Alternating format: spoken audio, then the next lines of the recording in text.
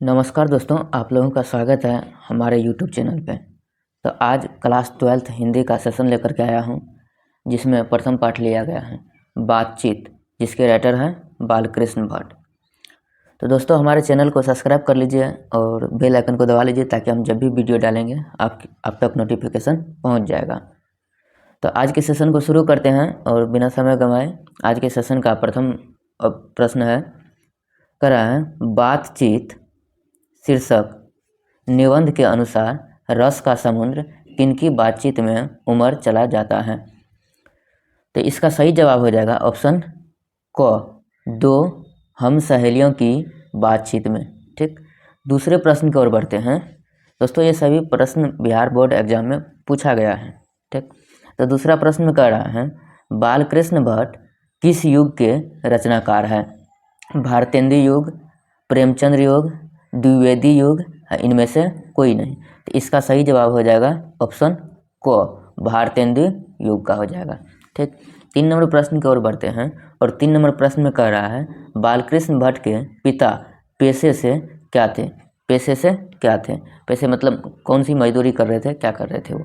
चिकित्सक थे, या व्यापारी थे, या शिक्षक थे, या समाज सेवी थे।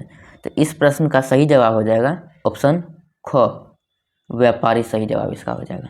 ठीक, अगले प्रश्न की ओर बढ़ते हैं और अगले प्रश्न में कह रहा है बातचीत शीर्षक निबंध के अनुसार जो कुछ मवाद या धुआं जमा रहता है, ठीक, वह भाप बनकर निकल पड़ता है। कैसे, बहस करके, झगड़ा करके, बातचीत के जरिए, या हंसने से। तो 4 नंबर प्रश्न का सही जवाब हो जाएगा ऑप्शन ग, इसका सही जवाब ऑप्शन ग हो जाएगा, बातचीत करके। ठीक, अगला प्रश्न की ओर बढ़ते हैं और अगले प्रश्न से पर बढ़ने से पहले दोस्तों हमारे चैनल को आप लोग सब्सक्राइब कर लीजिए। ठीक, और वीडियो को लाइक कर दीजिए और अपने दोस्तों में शेयर कर दीजिए। अगला प्रश्न है 5 नंबर, कह रहा है बालकृष्ण भट्ट के पिता का क्या नाम था। ठीक, ये सभी क्वेश्चन बिहार बोर्ड एग्जाम में पूछे गए हैं। यह 2020 में पूछा गया है, यह भी 20 में पूछा गया है। ठीक, तो कह रहा है देनी प्रसाद भट्ट, बेनी प्रसाद भट्ट, टेनी प्रसाद भट्ट, सेनी प्रसाद भट्ट। तो बालकृष्ण भट्ट के पिता का इनमें से कौन सा नाम है। ठीक, तो इस प्रश्न का सही जवाब हो जाएगा ऑप्शन ख, इनके पिता का नाम था बेनी प्रसाद भट्ट। 6 नंबर प्रश्न में कह रहा है दमयंती स्वयंवर किस लेखक की रचना है। दमयंती स्वयंवर किस लेखक की रचना है। तो इसका सही जवाब हो जाएगा ऑप्शन, इसका सही जवाब हो जाएगा ऑप्शन ग, बालकृष्ण भट्ट की। दमयंती स्वयंवर जो है बालकृष्ण भट्ट की रचना है। ठीक, 7 नंबर प्रश्न में कह रहा है कि 1869 से 1875 तक बालकृष्ण भट्ट ने किस स्कूल में अध्यापन किया। ठीक, तो इसका सही जवाब हो जाएगा ऑप्शन क, प्रयाग के मिशन स्कूल में। प्रयाग जो है यह यूपी में पड़ता है, यानी उत्तर प्रदेश में पड़ता है। ठीक, तो 8 नंबर प्रश्न की ओर बढ़ते हैं और इसमें कह रहा है रेल का टिकट खेल किसकी रचना है। रेल का विकट खेल किसकी रचना है। मलयज की है, अब मोहन राकेश की है, अब बालकृष्ण भट्ट की है, ओम प्रकाश वाल्मीकि की है। तो किसकी रचना है रेल का विकट खेल। ठीक, तो 8 नंबर प्रश्न का सही जवाब हो जाएगा ऑप्शन ग, बालकृष्ण भट्ट की है। ठीक, 9 नंबर प्रश्न की ओर बढ़ते हैं और 9 नंबर प्रश्न में कह रहा है बालकृष्ण भट्ट कैसे स्वभाव के व्यक्ति थे। यानी बालकृष्ण भट्ट किस प्रकार के स्वभाव के व्यक्ति थे। नर्म थे, उग्र थे, उदार थे, इनमें से कोई नहीं। तो 9 नंबर प्रश्न का सही जवाब हो जाएगा ऑप्शन को, नर्म थे, नॉर्मल व्यक्ति थे वो। ठीक, 10 नंबर प्रश्न की ओर बढ़ रहे हैं और 10 नंबर प्रश्न में कह रहा है बालकृष्ण भट्ट की रचना बातचीत क्या है। यह प्रश्न 2013 में सप्लीमेंट्री एग्जाम में और मेन एग्जाम में भी पूछा गया है। तो कह रहा है 10 नंबर में कि बालकृष्ण भट्ट की रचना बातचीत क्या है। एकांकी है, कहानी है, यात्रा स्मरण है। ठीक, उसके बाद ललित निबंध है। तो इस प्रश्न का सही जवाब हो जाएगा ऑप्शन घ, ललित निबंध। ठीक, अगले प्रश्न की ओर बढ़ते हैं। अगला प्रश्न है 11 नंबर। इस प्रश्न में कह रहा है बालकृष्ण भट्ट की रचना है, बालकृष्ण भट्ट की रचना है, उनमें उसने कहा था बातचीत, रोज, ओ सदा नेरा। तो इस प्रश्न का सही जवाब हो जाएगा ऑप्शन ख, बातचीत। 12 नंबर प्रश्न की ओर बढ़ रहे हैं और 12 नंबर प्रश्न में कह रहा है बातचीत के माध्यम से बालकृष्ण भट्ट क्या बतलाना चाहते हैं। कह रहा बातचीत की शैली, भाषण की शैली, संवाद की शैली, इनमें से कोई नहीं। तो 12 नंबर प्रश्न का सही जवाब हो जाएगा ऑप्शन क, बातचीत की शैली। 13 नंबर प्रश्न में कह रहा है बातचीत शीर्षक निबंध के निबंधकार है।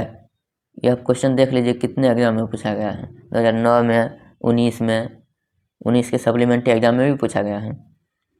तो इस प्रश्न का सही जवाब हो जाएगा ऑप्शन ख, बालकृष्ण भट्ट। 14 नंबर प्रश्न की ओर बढ़ रहे हैं और 14 नंबर प्रश्न में कह रहा है बातचीत के माध्यम से बालकृष्ण भट्ट क्या बतलाना चाहते हैं। बातचीत की शैली, भाषण की शैली, संवाद की शैली, इनमें से कोई नहीं। तो इस प्रश्न का सही जवाब हो जाएगा ऑप्शन क, बातचीत की शैली। 15 नंबर प्रश्न की ओर बढ़ रहे हैं। 15 नंबर प्रश्न में कह रहा है बालकृष्ण भट्ट किस काल के रचनाकार है। बालकृष्ण भट्ट किस काल के रचनाकार, यानी किस युग या किस समय के रचनाकार है।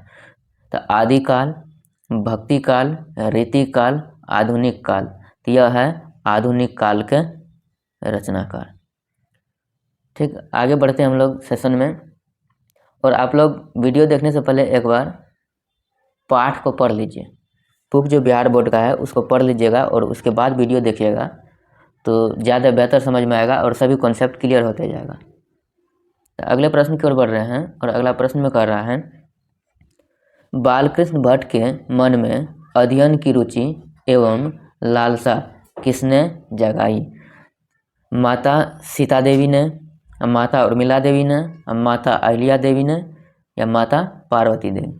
तो इस प्रश्न का सही जवाब हो जाएगा ऑप्शन घ, माता पार्वती देवी ने उसके मन में भक्ति का लालसा जगाया। अगले प्रश्न की ओर बढ़ रहे हैं और अगला प्रश्न है 17 नंबर। इसमें कह रहा है बालकृष्ण भट्ट क्या नहीं थे। बालकृष्ण भट्ट क्या नहीं थे। पत्रकार, महाकाव्यकार, निबंधकार, आलोचनाकार। तो इस प्रश्न का सही जवाब हो जाएगा ऑप्शन ख, महाकाव्यकार थे। 18 नंबर प्रश्न की ओर बढ़ रहे हैं और 18 नंबर प्रश्न में कह रहा है बालकृष्ण भट्ट का निधन कब हुआ था। बालकृष्ण भट्ट का निधन कब हुआ था। 20 जुलाई 1912 ईस्वी को, 20 जुलाई 1913 ईस्वी को, 20 जुलाई 1914 ईस्वी को और 20 जुलाई 1915 ईस्वी को।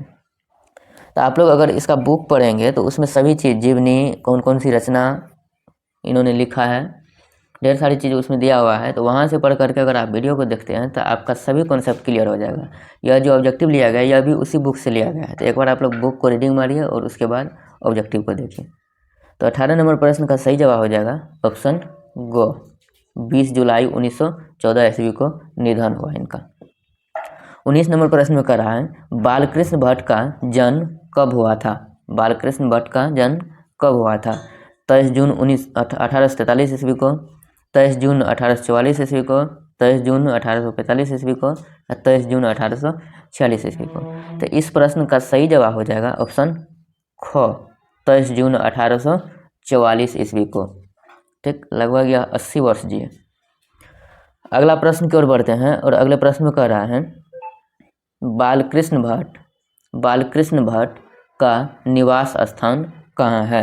बालकृष्ण भट्ट का निवास स्थान कहाँ है। समस्तीपुर बिहार, पटना बिहार, वाराणसी उत्तर प्रदेश, इलाहाबाद उत्तर प्रदेश। तो इस प्रश्न का सही जवाब हो जाएगा ऑप्शन घ, इलाहाबाद उत्तर प्रदेश इनका जन्म स्थान है। 21 नंबर प्रश्न में कह रहा है बालकृष्ण भट्ट ने मोटा मोटी कुल कितने निबंध लिखे हैं। लगभग में उन्होंने कितने निबंध लिखे हैं। 1000 लिखे हैं, 1001 लिखे हैं, 1002 लिखे हैं या 1003 लिखे हैं। तो इस प्रश्न का सही जवाब हो जाएगा ऑप्शन क, लगभग में इन्होंने 1000 निबंध लिखे हैं। 22 नंबर प्रश्न में कह रहा है बालकृष्ण के प्रहसन का नाम बताए।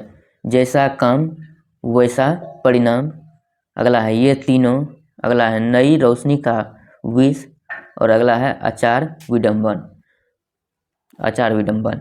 तो 22 नंबर प्रश्न का सही जवाब हो जाएगा ऑप्शन ख, ये तीनों।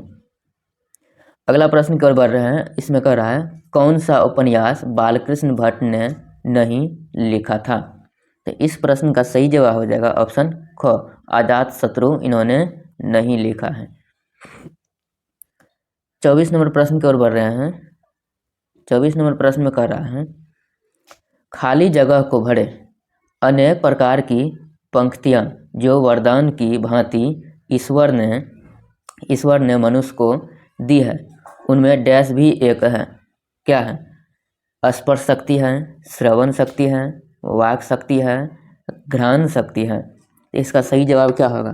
तो इस प्रश्न का सही जवाब हो जाएगा वाक शक्ति, ऑप्शन ग इसका सही जवाब हो जाएगा। और अगला प्रश्न है, यह सेशन का लास्ट प्रश्न है। कह रहा है इसमें वाक शक्ति के अनेक फायदे में कौन दो है? वाक शक्ति के अनेक फायदे में कौन दो है? तो इसका सही जवाब हो जाएगा ऑप्शन घ, स्पीच, वक्तृता और बातचीत। तो अगर हमारे चैनल पर आप नए हैं तो हमारे चैनल को सब्सक्राइब कर लीजिए, बेल आइकन दबा लीजिए। जब भी हम वीडियो अपलोड करेंगे आपके पास नोटिफिकेशन पहुंच जाएगा। धन्यवाद।